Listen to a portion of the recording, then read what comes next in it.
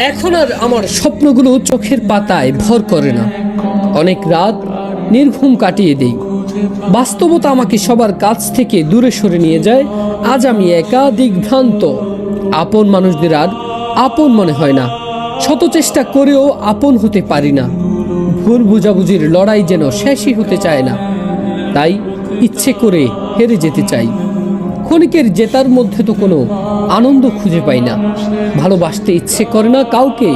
ভালোবাসার চেয়ে প্রয়োজন অনেক বেশি। শুধু নাই নাই হাহাকার। দেবার শক্তি ধীরে ধীরে ম্লান হয়ে যাচ্ছে। জীবন তো আর একতরফা চলে না। স্বার্থপরতা আজ খুবলে খাচ্ছে।